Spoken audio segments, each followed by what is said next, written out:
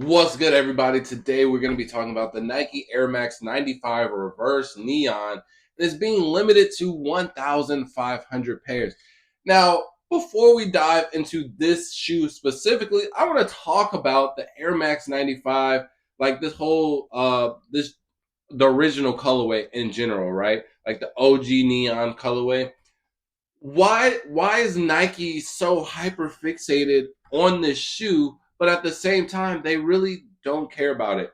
And I've seen that a lot of people have claimed that the Air Max 95 is one of the most popular, is one of the best Air Maxes and one of the most popular shoes in general when it comes to just silhouette wise. But I'm like, is that really true? So I even tried to do like a top 10, top 15 Air Max list for Air Max Day. And when I went down the list of Air Max 95s, I was like, bro, there just weren't any that really like popped out to me. And they haven't really came out with any crazy ones in recent years. We've just been getting different variations of this. And on top of that, mentioning Air Max Day, they did absolutely nothing for Air Max Day. It felt like it was a forgotten holiday.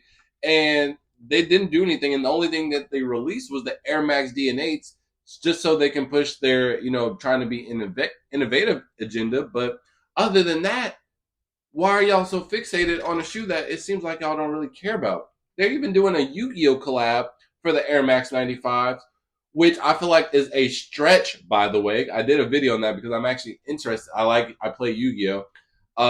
And I'm like, this was just not necessary. But I was like, oh, but I guess it's for Air Max Day coming up because that's when the info was revealed just a little bit before it. I'm like, wait, it's not even coming out for Air Max Day. So that's just a thought of mine. I don't know why they're so fixated on this specific shoe, this specific model, and then they try and hype it up by doing stuff like, something like this or the OG Big Bubble. Like, why do we keep on bringing the shoe back? But it also at the same time just seems like you guys don't care about it that much, anyways. But we can talk about this. So let's go. So when Sergio Lozano, the designer behind the Nike Air Max 95, was sketching the sneaker, he made a reverse inverted version of the OG neon colorway that never made it past the drawing board. That is until now.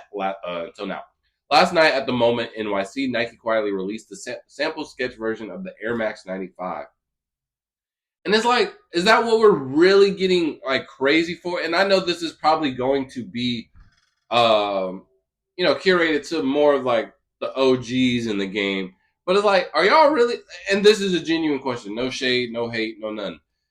Like, is this what's like really like interesting to y'all? Like, just the inverse version of a shoe that we've been getting consistently for the last like last 20 years, really. You know what I mean? So I don't know. Like, the standards are a little low, buddy. With 2025 marking the sneaker's 30th birthday, the swoosh has been going all out.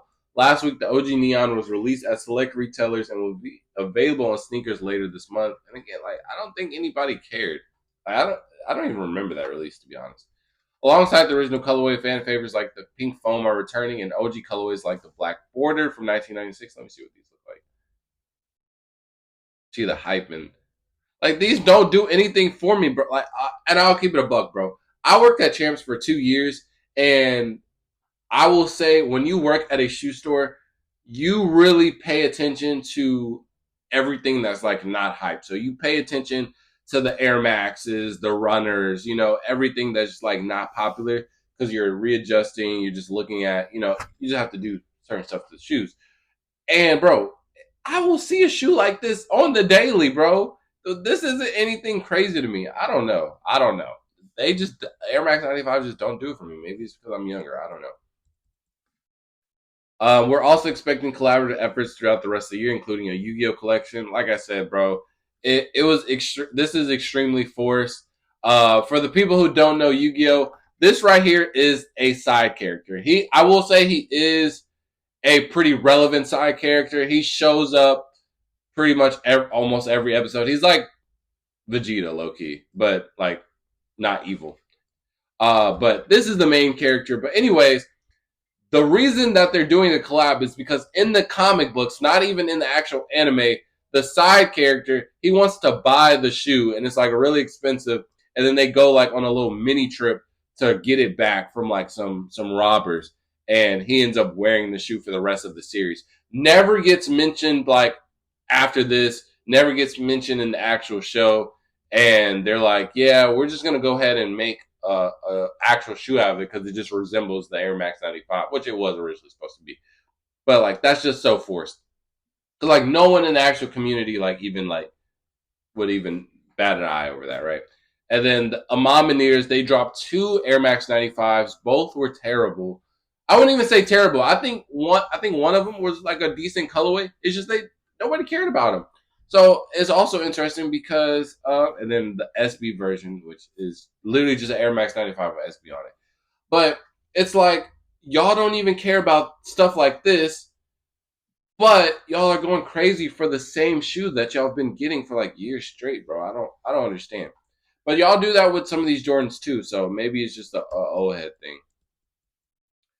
As for this reverse neon redemption, Lozano's original sketch is brought to life in a one-on-one fashion, flipping the dark to light gradient that defined the Air Max 95. Darker hues take over the tongue and mesh netting, while we see the same neon greens used on the nylon lace loop, so you can see it here.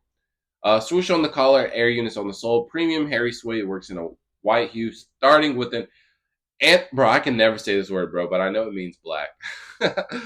On top and finishing in the solid white once you hit the midsole. Finishing the sneaker is the black and neon green outsole. The Nike Air Max 95 Reverse Neon was released last night, April 8th, 2025, at the MoMA in NYC, and then released on the museum's website on the morning of April 9th. Oh, that was yesterday.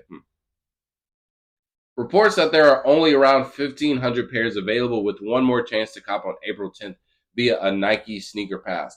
And this is also the type of shoe where, like, bro, they'll probably release this later on. That's why I also don't get hyped and stuff like this with the whole, oh, it's only 1,500 pairs. Because usually when if it's not numbered, this is a rule of thumb when it comes to Nike. If it's not numbered, bro, this 1,500 for something like this does not matter, bro. Because they will push this shoe out again to try and make it hype, just to like push all their other Air Maxes that they want to do. So the game plan for them, right? So boom, these got released at the MoMA. So they're like, hey, only the people who attended the MoMA, which is only basically if you know type of deal, right? So you got it there. So that's I don't know if they said that was where all the 1,500 was, right? Let me see. Oh, it was on. Okay, so they released it at the MoMA, which is like if you know, or family and friends type of deal, and then they released on the museum website, which is only around 1,500 pairs. So it's only around 1,500 on the website. We'll just say that there was maybe 100 here, so 1,600, sure, if that. I think 100 is low key a lot too at one place. So 1,600, sure, and then they're like, hey, we're also going to drop these on a sneaker pass, and we'll probably just do it NYC. Sure. Maybe a month later, they're like, hey, those shoes that everybody was fighting for, let's just drop them at Foot Locker so everybody can get them. And then that's when just like no one likes the shoe anymore, right? So I think that's exactly what they're probably going to do with this, bro. Do not be surprised if these end up releasing later on, even past the sneaker pass, and it has just a lot of pairs. Because I just see this as like something where they're trying to force hype on it and try and just get a lot of suckers for it. But I don't know. Maybe I'm wrong. Maybe you want to go for this, but you guys can let me know in the comment section below. And with that being said, fall out. Peace.